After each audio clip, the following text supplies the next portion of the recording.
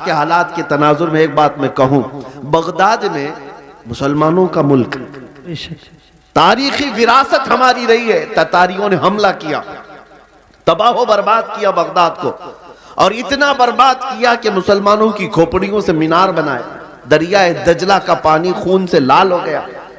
بادشاہ کی جو بیٹی تھی تتاریوں کی، ایک جگہ سے گزر رہی تھی، ایک سچے مومن کو دیکھا، ان حالات میں بھی وہ کھڑے ہو کر اذان دے رہا ہے، سبحان اذان دے رہا ہے۔ بادشاہ کی بیٹی تھی، اس نے کہا یہ اب کہاں سے آواز آ رہی جب ہم قتل عام کر رہے ہیں، گردن مار رہے ہیں، یہ کون ہے جو اذان دے رہا ہے؟ فوجی فوراً گئے اور پکڑ لائے۔ یا نمازیں پڑھنے سے روک رہے ہیں، یہ گراؤنڈ میں نہیں پڑھیں گے، وہ میدان میں نہیں پڑھیں گے، کتنے میدانوں کو تم قبضہ کرو گے؟ ہاں، تم صرف اور صرف میدانوں کو روک سکتے ہو، پیشانیوں کو جھکنے سے کبھی نہیں روک سکتے، کبھی نہیں روک۔ عبادت کا ذوق ہمارے پاس اللہ تعالیٰ کی عطا ہے۔ تو ایسے حالات میں اگر اذان دے رہا تھا کوئی، تو تتاریوں کی وہ بڑی عورت تھی، بادشاہ کی بیٹی، اس نے گرفتار کروایا، لاؤ اس مولوی کو، اب کون ہے اذان دے رہا ہے؟ اس کو پکڑ کر کے پوچھا تجھے خبر نہیں ہے بغداد پورا ٹوٹ گیا، تباہ ہو گیا، برباد ہو گیا، لاکھوں لوگوں کی لاشیں پڑی ہیں اسی بنیاد پر کہ تم مسلمان ہو، ہم مار رہے ہیں، اور پھر بھی تم اذان دے رہے ہو۔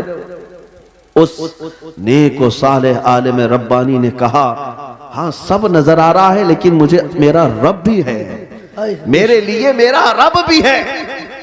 دنیا چاہے جو بھی ہو، جب تک میری سانس نہیں نکلے گی تب تک میں اللہ اکبر کہتا رہوں۔ سبحان اللہ، سبحان۔ اب سنیے، اس خاتون نے متاثر ہو کر کے پوچھا اچھا اللہ سب سے بڑا ہے؟ اللہ سب سے بڑا ہے؟ کہا ہاں اللہ سب سے بڑا ہے، اسی کی تم عبادت کرتے ہو۔ یہ ہمارے اور آپ کے لیے بہت ہی سوٹیبل بات ہے، تم اللہ کی عبادت کرتے ہو، لوگ یہ تم کو تانا ماریں گے اگر تم اللہ کی عبادت کرتے ہو تو اللہ تمہاری مدد کیوں نہیں کر رہا؟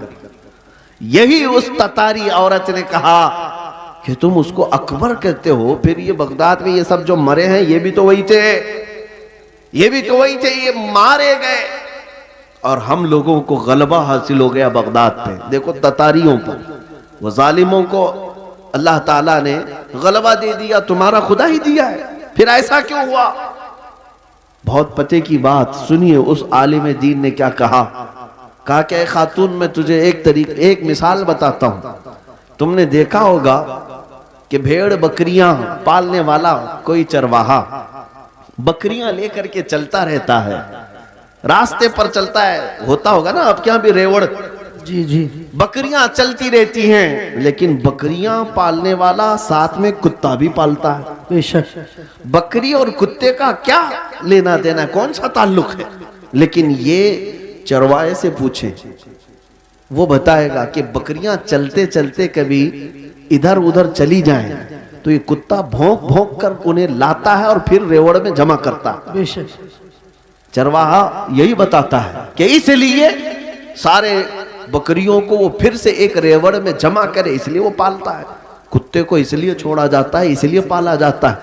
بلا تشبیہ و بلا تمثیل، ذہنوں کو قریب کرنے کے لیے اس بغدادی عالم نے کہا ہم امت مصطفیٰ ہیں، بے شک، ہم چلتے ہیں سیدھے راستے پر، لیکن جب کبھی ادھر ادھر بھٹکتے ہیں تو اللہ تم جیسے کتوں کو ہم پر چھوڑتا ہے، بے شک، کتوں کو چھوڑتا ہے تاکہ تم بھونک بھونک کر کے واپس صراط مستقیم پر لے آ سکو۔ میرے عزیزو، آج یہ جس قدر مظالم ہو رہے ہیں یہ تمہیں سیدھے راستے پر انشاءاللہ ایک نہ ایک دن ضرور لے کے آئے۔ انشاءاللہ میں محسوس کر رہا ہوں چند سالوں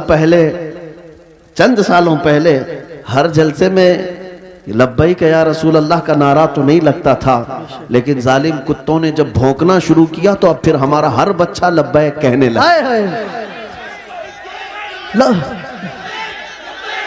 لبیک لبیک لبیک یا رسول اللہ، لبیک لبیک یا رسول اللہ، لبیک لبیک یا رسول اللہ، لبیک لبیک یا رسول اللہ۔ اب بات صرف اتنی ہے، میں نے جو عنوان آپ کے سامنے رکھا وہ یہی ہے کہ جب تم اپنے